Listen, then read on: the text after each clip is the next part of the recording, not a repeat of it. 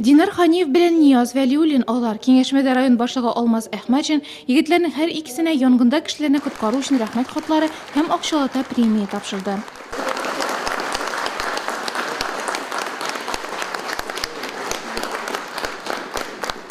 Бу егетләрне поступкасына карап, шатланып зур рәхмәт сүзләре әйтәсе килә әтәнеләренә, педагогларга, кем шушындай современный уровеньдә шушындай егетләрне смелый тәрбияләгән егетләргә рәхмәт.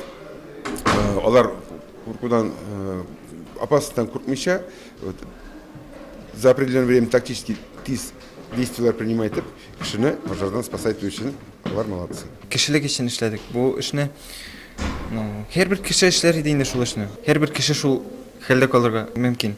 Динар белән Нияз дуслар, яшь аралары 1 яшь, янәшә йортларда яшиләр. Нурлат гимназиясын тәмамлаганнар. Бүген икесе дә КХТИ студентлары бәйрәмгә туган шәһәрләренә кайталар. 30 декабрь көнне Нурлат урамындагы 19 йорт янында да алар бергә булалар. Игътибарларын 3нче кат тәрәзәсеннән чыккан төтен һәм балконда ярдәм сорап торучы олы яшьтәге хатын-кыз җәлеп итә. Һәм Кич белән үтеп барганда без күрдек 3нче этажда ут янган төтен. Әбин балконнан безгә янам дип сүзләрдәш. Динар шул вакытта МЧСникларга звонитеп, загуйламыйча домофонга звонитеп кирдек без шул квартирага. Шул квартирадан соң кергән чакта Динар электрический щитокка кирип, ачып, электричество сүндерде. 4нче этаждагы кешеләргә хәбәр бирдек. Урамга чыгып киенеп чыксыннар дип.